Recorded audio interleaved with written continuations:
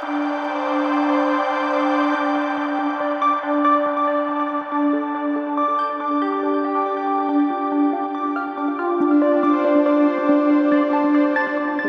back to Really Real Conversations with Anna and Petra from the Mary Magdalene School. You know, these are supposed to be conversations where we're really getting kind of bringing out our real personalities and laughing and stuff. And what actually seems to be happening is before we get on, we're just laughing and talking about clothing and nails that need to be redone and all this stuff. And then we get on and we kind of go into the, you know, the themes. But anyway, know that there's a lot of fun happening in the background. So I'm here. I'm Bliss Williams. I'm a member of the team for Mary Magdalene School. I'm here with Petra van der Linden Brussen and Anna Vanickova, who are both they're both mystics and master alchemists, but they're the co-founders of Mary Magdalene School for Remembrance and Unity Consciousness, which is a modern day mystery school. And again, during these conversations, we're going to talk about what that is eventually. But what we're doing here, if you're just joining us, this is our second conversation. If you missed the first one, please try and listen to it at some point. It leads into the second conversation. We wanted to, if you've been a member of the community, you've gotten to know Anna and Petra through our Sophia Christ healing circles, through our remembership community. Typically, those gatherings are contemplative. There's a purpose behind them. We're tapping into the higher realms, that type of thing. But if you've been able to attend one of our retreats, either in Vézelay or Cyprus, you've really gotten to know Anna and Petra and the community, and realize that we have a lot of fun and we are normal people. We don't always just spend our times talking about galactic things, and you know, we have human lives, and so we just wanted to give you a little flavor for that in really short snippets. We're on for 20 to 30 minutes, something that you can listen to while you're having your lunch, your cup of coffee, or driving in the car. So anyway, that's why we're here. We're back again. So welcome. We're glad you could join us. And we're going to just kind of follow up on the last conversation. In our first conversation, I was kind of asking Anna and Petra just to talk about their lives before coming to Vézelay, you know, where they grew up and their family life and that type of thing, even their career life before what they're doing now.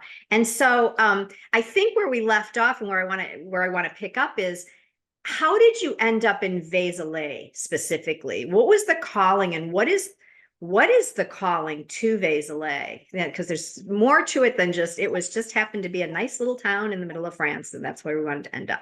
So whoever wants to take that one.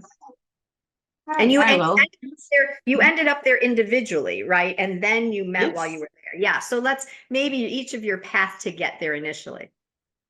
Yeah. So, well, I came to France from the Czech Republic, from Prague, where I was living for 15 years. And I didn't end up here first. We arrived near here. I had never heard about Vézelay. And then we felt that we needed to buy a house in the region. And I knew that it needed to be here because by that moment I had understood and I had felt, and I had visited Vézelay many times, and I knew that it was a light center. So we started to look for a house here. And while I was looking for a house, at the time, I was very deeply, daily connected to an Indian spiritual master that I had studied with, a saint, Sri Kaleshwar, who I had done many initiations with. And I was meditating with him every day. And he was guiding me through the inner realms. He guided me to the house that we eventually bought in Vézelay. And he was training his students through many different processes and through the inner realms to reconnect with the Divine Mother. And he wanted his students to bring back the connection to the Divine Mother to people in our civilization, especially into the Occidental world.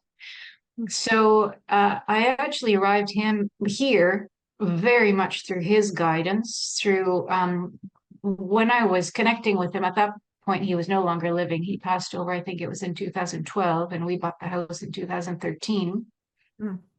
And about 2 days before we found the right house, he came to me in meditation and said, okay, so I've taught you what I can teach you at this point. And you know, see you later in a way. So it kind of just released me. And it was only 10 years later, which is actually 10 years later, 11 years later that he came back. It was this year that he came back, really very much into my field on a new moon in February. And he said, I'm back now. And we realized that he had told his students just before he passed over that it would take another 12 years to open up the creation channels, to open up a field where we could come back to the original creation mechanisms, and that would be available again on our planet. And that's exactly what we've been working with. Since last year, we've been coming back into this field, and now we're ready to really go inwardly to start trying to make a system out of all of the information that we've been receiving. Yeah. So that's how I came here, and Petra's story is. Yeah, I came here around the year 2000. I don't know exactly which year it was, but I think it was 2000 on a holiday. We had a holiday in France with my former husband, who passed over. And we arrived here to visit Vézelay, and I think I told in the former interview already that we were really twin souls, like twin flame, coming together for a specific period of time. And we walked up the hill of Vézelay with 2 children. This holiday thing, and the closer we arrived to the top of the hill, our entire system started to resonate, and we were like, there was something really magical happening between us, which we knew already because we met and we came together.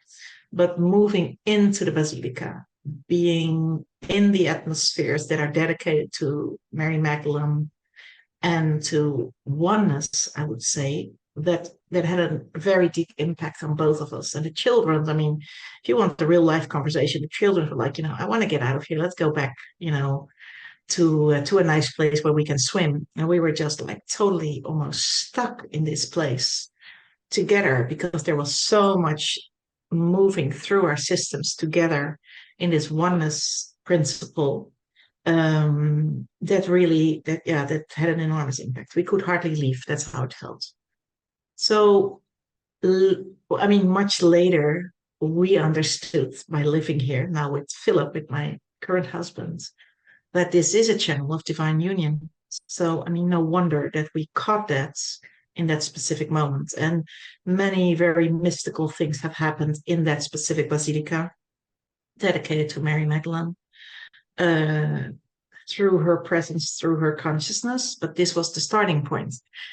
But that was way before I had the decision made to step out of my former life and step into my new life, dedicated to my deepest soul mission. So when I met Philip after my former husband deceased, the first thing I said to him, I really need to bring you to Vézelay. So we went on a very cold week. In a very cold week we went here. It was raining, and he was like, okay, what's going on here? And it's so important for you, and here we are. And so we visited the places, and I felt it again, and I felt it again, and it was magical also for him. There was a whole process happening. So this is all like years and years and years ago. The moment I decided to quit my former life, and I quit literally my job and everything that came with it, there was instant, I think it was within a week, within a few days, I had hardly taken a deep breath. There was the direction given, you need to buy a house and live in Vézelay. That was the message. And as I often do when I hear these kind of impactful information voices inside of me, I start to negotiate. No, don't think so. There's nice, if I really need to move, there's really nice places. The Provence, let's go to the Côte d'Azur and the sea or wherever. That is So nice. I started to negotiate, and I mean, they were really, really, really patient with me. So I'm very grateful for that. And I tried, I can go there often. I can rent a house, no problem. I will go there. Right. And that was not the idea. There was something about anchoring here. So we found ourselves in a couple of weeks looking for houses, which took half a year, three-quarter of a year. And we were kind of like, okay, don't know exactly where it is. What is the exact location? Because we understood it was there was something really needed to be exact, not just a house on that corner or that corner. And that specific day that we had another appointment with a real estate broker, I went to a good friend, and she knew also Anna.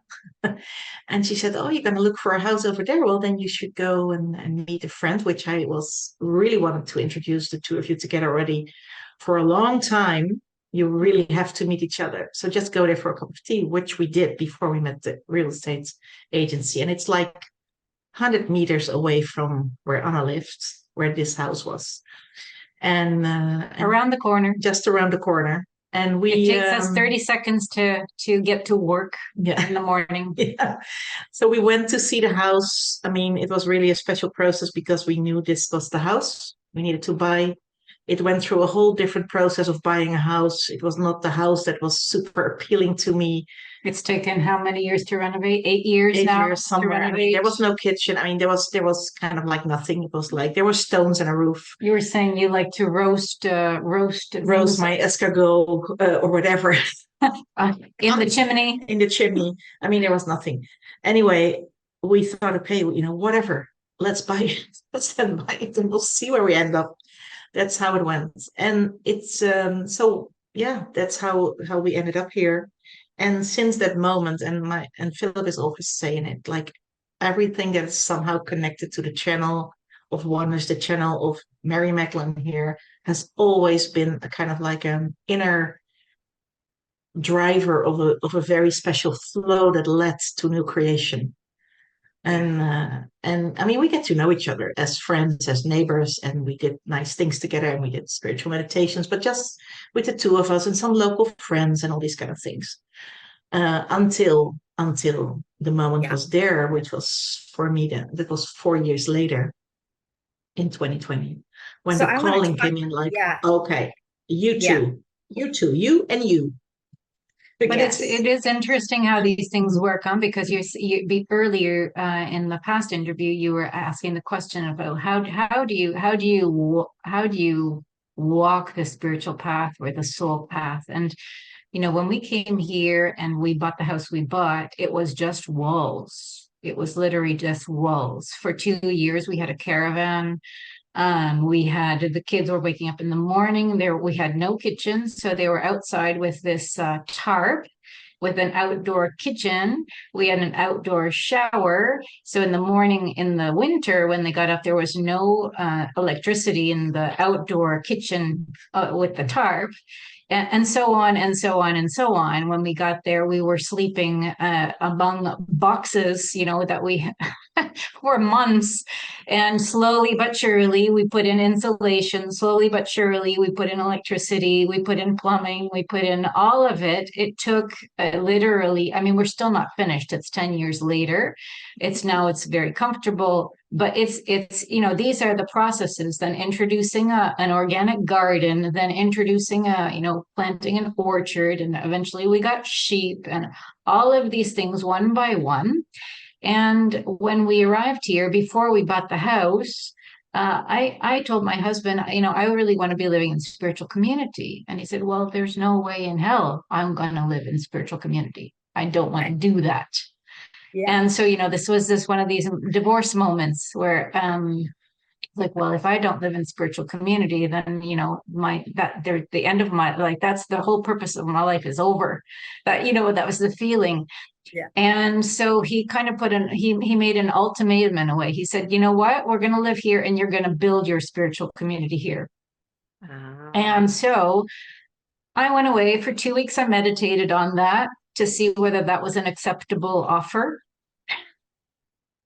Which it sounds And I like it came back and was. yeah, and then I said, okay, okay, I accept that one. I accept the offer, and that's just what's happened. You know, now there's I think 14 people from our school, from our community that have moved here or that are living here. Yeah. And it's growing. There are people from, you know, Canada that came this summer who are Australia. considering to move here. I mean, it's building, and we don't know. I mean, you never know what will happen in the future. You just don't know. But sometimes we carry images within us our whole lives. We carry feelings within us, intuitions within us our whole lives. And it takes the everyday walking one step at a time for those images to finally be found in the outer world. So for years I've been wishing for yoga lessons, for example, to be a part of our village life here. And all of a sudden we have 2 yoga classes in our tiny village, which is called the Forest of Mary Magdalene. 2 yoga classes with 2 different yoga instructors every single week. In fact, we have a yoga instructor living in our village. And so these are the types of things that slowly but surely they develop. And we really need to be functioning outside of time. Yeah. Very much so, to allow all of these manifestations to come into our physical reality in their own divine timing. So I think that patience And trust is primordial, and Yeah. allowing the full constellation to kind of start to sink in, because we are part of that constellation. When we play our role, then there are other people that also play their role, and slowly but surely a divine architecture reveals itself, starts to build itself. And We like that, huh? we love that. we Makes do. everything so much easier, except the patience one. The patience, Yeah. the patience is so important. And I love how you say that, to almost living out of time. Just We have it's to. such, we have to, and it's such, we have to learn how. And it is so challenging, but it is so, so important. I think especially now, you know, people getting so focused on what's happening in the 3D world and all the chaos that's going on. And we have to rise above that and live out of time, for sanity's sake almost, but also for our own spiritual path and growth, to be clear. Yeah, that comes together. The fact is that we cannot build a future without being present. So if we are living out of time, and we wake up in the morning and we're doing our meditation and we're connecting with that silent space within ourselves, that part of ourselves that gives us navigation for our lives every single day, and we live out the day, that day, according to that navigation system, then that's the maximum we can do in all cases. And what then is constructed in the long term, we can look back and see what it is that's being built. But we don't know how it's going to look in the future. Yeah. And so this is part of the magic of living according to the divine plan. Because if we knew everything, I think we would be terribly depressed. But I mean, it's helpful. I mean, it's helpful if you hear these stories. I think, I mean, it helped me a lot when other people told me at the time that it would be like that. It's easier once you've experienced it, how it works, and that you can look back and oversee it. If you're in moments of doubt, to make decisions. But I mean, I think it's helpful if you hear the stories of others and how they did it, because everybody has its own way. And yet there is a common ground in it that is about trust and allowance, and put in the right intention, and not attached to any form of outcome, and then let spirits, let whatever it is, let the universe respond to that.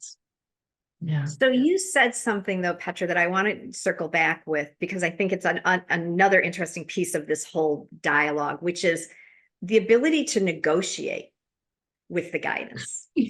I'm not really a good negotiator. Oh, we talk about that Petra's the rebel and I'm the obedient one. I say, okay, you want that done? Okay, no problem. And Petra's like, are you kidding me? No, Right. I'm not going to travel again. No, I'm not doing that. Right. And But so what's your question? my Sorry. question is, if we have free will, right, what is that balance between, or if I'm a sovereign being, which I keep being told, right? I'm sovereign. So what is my role?